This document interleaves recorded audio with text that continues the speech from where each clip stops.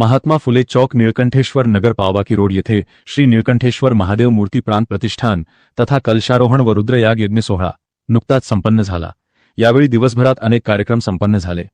त्यानंतर 11 वाजता परमपूज्य स्वामी वासुदेवनगिरी गुरु मौनगिरीजी महाराज श्री श्री 1008 महामंडलेश्वर आयुर्वेदाचार्य बालानंद सरस्वती महाराज यांच्या शुभहस्ते पुढील सर्व कार्यक्रम संपन्न झाले।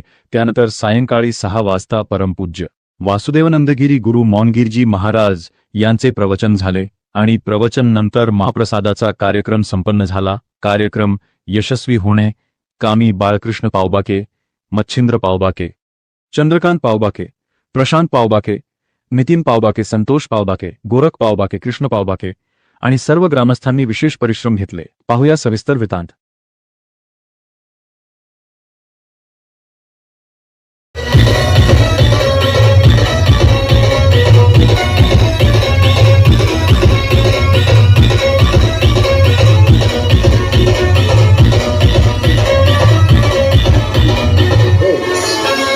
शुभम शुभम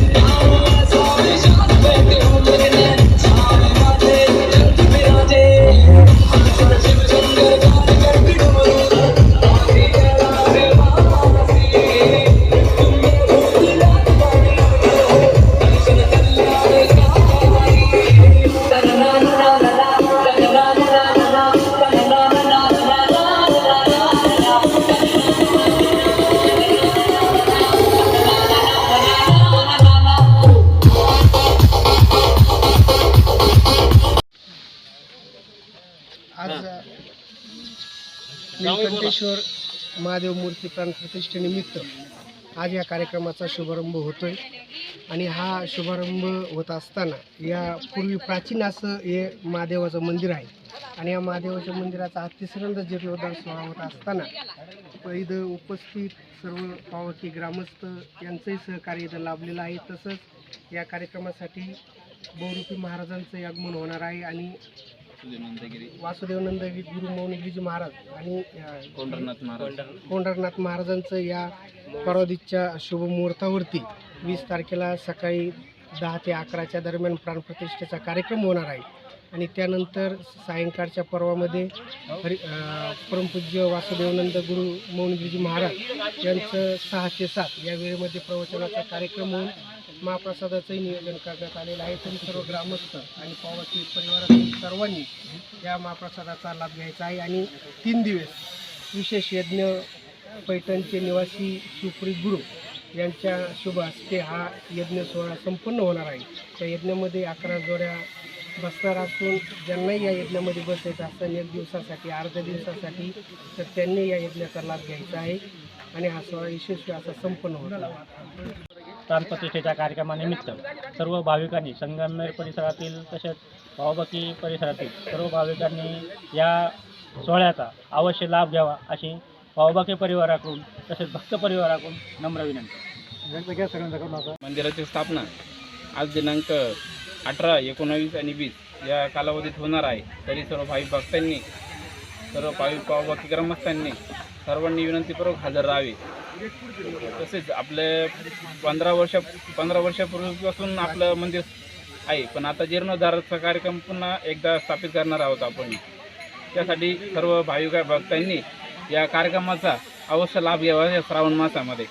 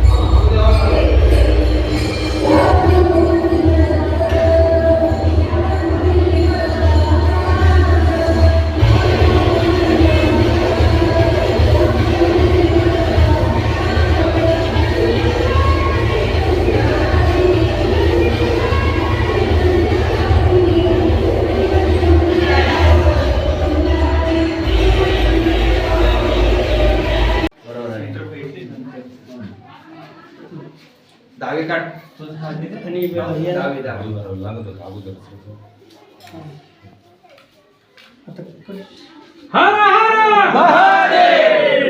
जगद्गुरु जनार्दन स्वामी महाराज की जय. उत्तराधिकारी जगद्गुरु स्वामी शांतिगिरी महाराज की जय. पूज्य वासुदेव नंदगिरी गुरु मौनगिरी महाराज की जय. नीलकंठेश्वर भगवान की जय. बम बम भोले, बम बम भोले, बम बम भोले. नमः पदे पार्वते पदे हर हर महादेव. जय श्री नीलकंठेश्वर भगवान की जय. श्री श्री 1008 महामंडलेश्वर जगद्गुरु राष्ट्रसंत सद्गुरु कोंढरनाथ भगवान की जय. महानगरी संभाव्य गाई गातारा यम गातारा शांती गातारा कोलती गातारा नेवणी गातारा कल्याणी गाता सुखदेव वर्ध भवानी बलिदानेन भो भो गजाननी जगादि मंजर क्षेत्र मंडल देवता प्रियतान मम ओम महाजगत भैरव मंडल देवता संगम से परिवार लायता जयति गामन जंब जंग हो भैरव मंडल देवता शंकर शबलिम बक्षे मानस्य सब जाएंगे गातारा यम गातारा शांति भवानी बलिदानेन वसुधारा नवनी मातृमंडल देवता प्रियतान स्वरूपयागा कर्मणि अवैधा प्रियता गांजाम से परिवारम दाय धाम से चित्तमल गंगा कर्मणि अवैधा प्रियता ने जाऊं राग्यवल मग यजमान तुम मजा में देंगे रवि गातारा जीव गातारा शांति गाता बुद्धि गाता दुद्धि गाता ने गाता कल्याणी गाता सुख दो वर्धो भवा आनेन बलिदानेन भोगा अवैधा प्रियता मंदिराजनम स्वाहा. ओम अम्बे अम्बिके मालिके नमः जगन्नाथ मंदिराज नमः स्वाहा. ओम अम्बे अम्बिके मालिके नमः जगन्नाथ मंदिराज नमः स्वाहा. ओम अम्बे अम्बिके मालिके नमः जगन्नाथ मंदिराज नमः स्वाहा. ओम अम्बे अम्बिके मालिके नमः जगन्नाथ मंदिराज नमः स्वाहा. ओम अम्बे अम्बिके मालिके नमः जगन्नाथ मंदिराज नमः स्वाहा. ओम अम्बे आपल्या देवाला दिलं आपलं नुसतं खाण्यापिण्याचं घरात घ्यायला टिकल का म्हणून ते टिकण्याकरता कर्माचं संरक्षण कर्माची कर्मगती त्याचा वाढवत गेलं तर आपोआप भगवंत विजय करा. म्हणून हे प्राणप्रतिष्ठेचा संस्कार हा यज्ञ रुद्र सुधारणार यज्ञ. सुधारणार रुद्र म्हणजे भगवान शिवाला आवडणारं प्रिय असणारं रुद्र सुक्त. त्या रुद्र सुक्तामध्ये 1.25 लाख देवता रुद्र भगवान शिवाची नाम आहे जे 1.25 लाखापेक्षा जास्त. 3 दिवसामध्ये तुमची आहुती कमीत कमी 2,500 ते 3,000 आहुती या यज्ञकुंडात होणार. दशरथ पाराची पूजा होईल, नवग्रहांची पूजा होईल, क्षेत्रपालाची पूजा होईल, वास्तुमंडळाची पूजा होईल. या मंदिराचा संस्कार होईल. जसं घर बांधल्यावर वास्तुशांती करतो आपण, करतो पण आजकाल वास्तू सुद्धा करायची किंवा लोकांनी नुसतं कलश पूजा करा घरात राहायला. ज्या घरात कलश पूजा होते राहायला जातात त्या घरामध्ये कधीच बरकत राहत नाही, त्या घरामध्ये कधीही सुख लागत नाही, त्या घरामध्ये सतत आजार पण फिरत राहतो, त्या घरामध्ये कधी पैसा टिकत नाही. अनुभव घेऊन बघा. वास्तू दोष निवारण होण्यासाठी वास्तू पूजा करावा. मग वास्तू दोष तुम्ही म्हणताना आम्ही ते सगळं घर वास्तुशास्त्राप्रमाणे बांधले, बांधून उपयोग नाही. भूमी उचकाल की जमीन जास्त पाया ठोकतात, काय काय तुम्हाला नाना प्रकारचे वस्तू सापडतात. तांदूळ, रघु, कास्य, लोह, पाषाण, अष्ट, शैल्य, मेदिनी. मेदिनी म्हणजे माती, त्या मातीमध्ये सुद्धा दोष असतो. शैल्य म्हणजे हाडं, सोनं, तांबं, पितळ, धातू, पैसा, अडका उत्खननामध्ये सापडत असतो. आपल्याकडे किती भांडी सापडतात, चिंध्या सापडतात, सापडत नाही काय गोष्टी सापडतात. हे दोष कोणा निर्माण झाला राहणार आहे. ही जागा आहे का तुम्ही कोणतं पाहिजे तरी जागा